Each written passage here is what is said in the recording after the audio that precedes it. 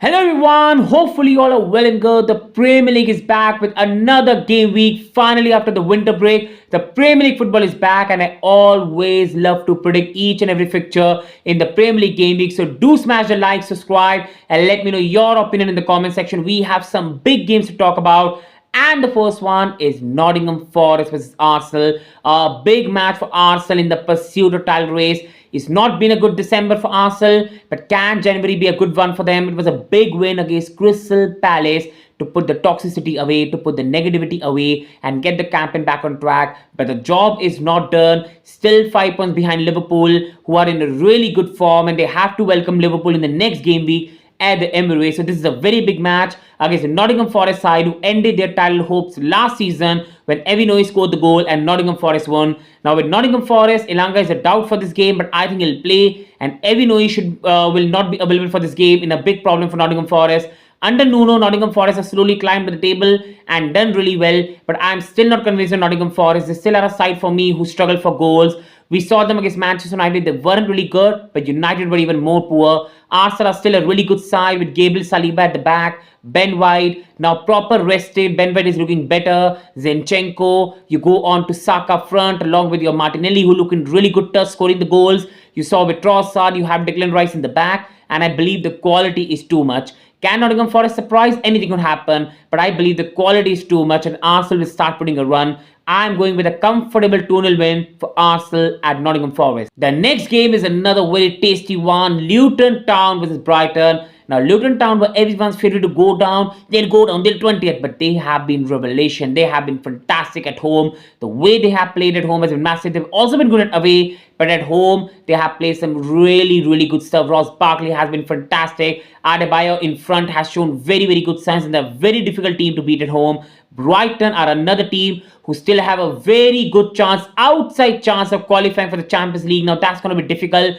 but they have a very good chance to finish in the top 6 this season, even after all the injuries they have suffered. Nobody talks about Brighton's injury problems, but they have had to face a lot of problem in injury front. You saw them against Sheffield in the midweek, weekend in FA Cup. 5 goals, João Pedro scoring a hat-trick. He's such a good player. Iwan Ferguson, Buonanotte showed good signs. Pascal Gross, Gilmer, Estupinan is back, and they are a good side under De Zerbi who play really good football, and they will hurt Luton Town attackingly. They will really hurt Luton Town with Estupinan, Ferguson, Pedro, Buonanotte, Pascal Gross making late runs into the box.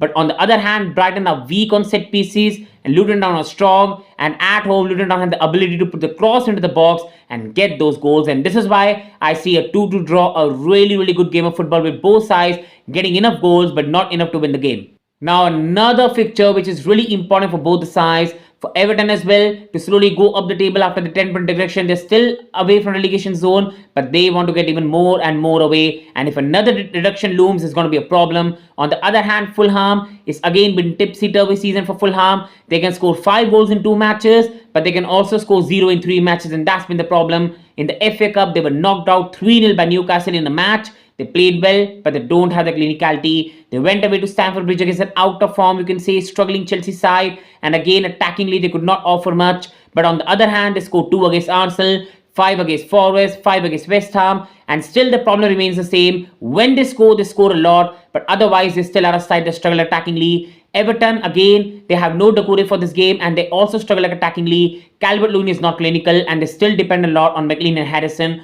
This is why this is not going to be a pretty game, but these are the games Sean Dyche likes. These are the games where Sean Dyche will sit back. Opposition won't be able to really take the opportunity, and he will hit on the counter and get this goal. And this is why I see Everton making a 2-1 victory, getting a goal from a counter and 1 goal from a set piece. Fulham will have a goal back, but they won't have enough to get something from the game. So I'm going with Fulham 1, Everton 2. Now a match where a manager's job is on the line. Roy Hodgson is under massive pressure and has got 3 games to save his job. The fans were not happy in the last game. The banners were out. Fans are not happy with the ownership, and they've got every right to not be happy. Academy graduates are not getting chances. Palace are playing such bad football. They're not progressing at any rate. Every season is 13-14, 13-14, but no progress. And that was an embarrassing defeat. But if there's any match Roy Hodgson will have wanted to get the fans back on track, it's against Sheffield United. Now, Sheffield United have done better under Chris Wilder, but even then, they don't have too much goals in the side. They're defensively not solid. But if Sheffield dream of staying in the league, if they think that Everton could get even more point deduction, Forest could get point deduction, and they could try to get themselves safe in the league, they need to win this sort of matches. But I just think they don't have the quality. Palace has Selhurst Park. I think overall they still have too much quality in players like Eze. They still have more defensive experience in Anderson, Guhi, very good defenders. They also have players who really experience at the back. I just think they'll edge this game and it will be a very sloppy 2-1 victory for Crystal Palace. Aston Villa vs Newcastle is a massive game where Eddie Howe, you can see, is under a bit of pressure, not much, but just a tiny bit of pressure with the way season has gone on, because Newcastle finished top 4 last year. There were big hopes with them, but this season injuries have not helped and they are not in a very good position. But in recent weeks, with having Shah, Burn, Botman back, and now Bruno Guimaraes Longstaff back, Gordon back, Isak back, and not having any European football to contend with, Newcastle are slowly getting back on the right track. They put a really good display against the champions Manchester City. They beat Fulham 3-0. They beat Sunderland 3-0 in the FA Cup. So slowly they are going on the right track. It's just about now getting more and more wins and climbing up the table. While Aston Villa are a very good side at home. In last 15-16 matches, they've only dropped points in one home game, which was against Sheffield. But that's been only Aston Villa problem this season. They drop points in matches we don't expect, but they've still had a magnificent season. But this is a sort of match where tactically what Unai Emery does could favour Eddie Howe. Aston Villa try to play a high line, which could favour the players like Gordon or Isak. And this is why I feel Newcastle will get a result in the game. But why I think Newcastle won't get a victory is I still believe without Joelinton, the midfield won't have the same physical abilities. They will still miss, for me, they will miss Nick Pope in this game as well. And I think Emilio Martinez is one of the best goalkeepers Aston Villa have got in the league. So he's going to make some big saves. And this is why I see a 1-1 draw. Newcastle will hit Villa on the break and will get a goal. But Aston Villa through Moussa Diaby, Watkins, and John McGinn, Douglas Luiz making the late run in the box will get a goal as well. This is why it's going to be a tight encounter. Newcastle will be defensively solid, hit on the break. Aston Villa tough to beat at home, and I can only see a 1-1 draw in this game. Now for me, I will say the most straightforward game in this week, Manchester City vs Burnley, and I see a comfortable 3-0 win. Now it's Premier League football, anything could happen, and I love it because Premier League is a beautiful football.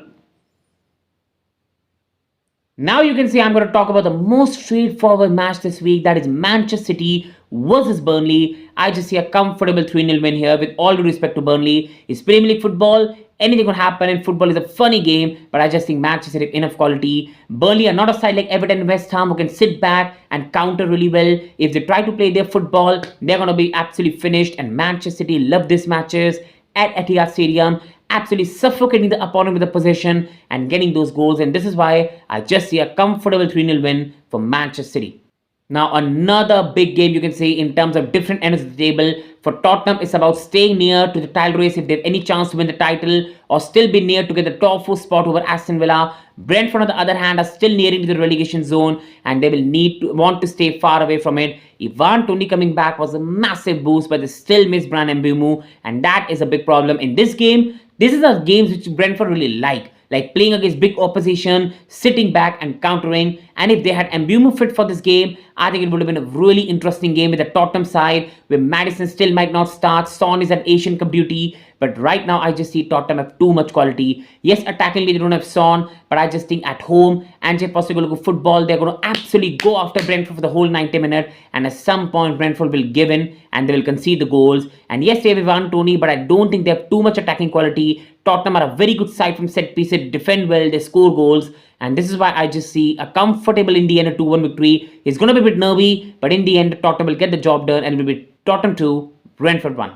Now, this is the time Chelsea will not want to go to Anfield. Now, Jurgen Klopp is one of my favourite managers in the league as a neutral. I have a lot of respect for him and he's done a magnificent job at Liverpool. And I think as he announced he's going to leave Liverpool at the end of the season, the Anfield crowd for the rest of the season is going to be absolutely backing Jurgen Klopp, and Chelsea will not have wanted to go at this time. As a Chelsea fan, I'm scared to go to Anfield. One thing that I always love against Liverpool is I know the match is going to end in a draw, but I think this time it might just change. And overall, even putting that thing away, I just think as a side, Liverpool are right now just edges us, and that is a problem. When I see the defense, Van Dijk, Konate is so strong defensively. I see one of the best goalkeeper in the world, Alisson.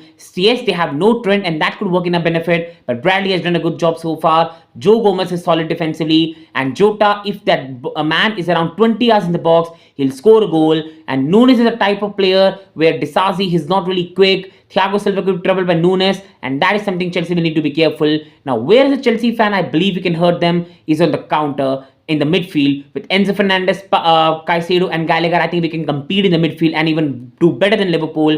And attackingly, Palmer making those passes to Sterling, making the run in behind Van Dijk and Konate. That's where we can hurt them. But with no Nkunku for this game and doubt over Gusto, I just feel attackingly we won't have enough goals in the game and Liverpool quality will prevail. I'm going with a 3-1 Liverpool win where I think Chelsea will get a goal in this game, but Liverpool will get that early goal in the first 20 minutes when Anfield will be at its best, and that's where the game will end. We'll respond well, but in the end, the quality will prevail, and Liverpool will hit us in the counter and get the victory. So I'm going with 3-1, but hopefully Chelsea win.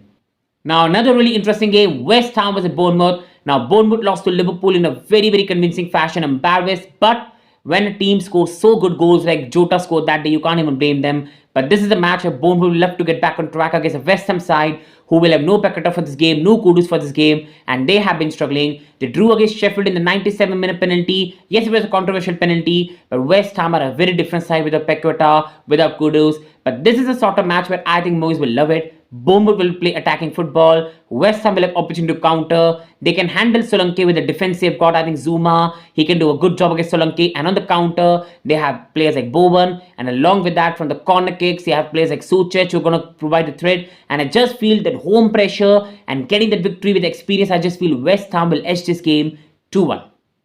And the final game this week, Wolves against Manchester United. And this is going to be a very tasty game because Manchester United right now not in a good form. And if they draw or lose this game, Tottenham win against Brentford, I think the top 4 is finished for Manchester United. And that's going to be most probably the end of Ten Hag, even at the end of the season, because it's not going to be good without Champions League football. And if they lose this game, it's going to be very toxic. While for Wolves, they have been really well under Gary O'Neill. And this is a sort of match they love to win. They still have a chance to make European football, so you never know. But I think tactically, this is a match where Ten Hag will love it. Wolves will try to take the game to Manchester United. On the counter, United will love to hit them. But as we saw against Tottenham, defensively, United still have a lot of problem defending set pieces on the transitions, and attackingly, they still aren't very convincing. And this is why I just see a 2-2 draw in this game. Matheus Cunha, Pedro Neto, they're going to cause problem to Manchester United. But where Manchester United will love it is Wolves are not clinical. But on the other hand, United attack is not clinical. They conceded 2 goals against Newport County. They conceded 2 goals against Tottenham. And I just feel is they are going to concede goals in this game, but they'll score in this game as well. So I'm going with Wolves 2, Manchester United 2 in a high scoring game. These are my predictions. Please smash the like and subscribe and let me know your opinion in the comment section. Thank you.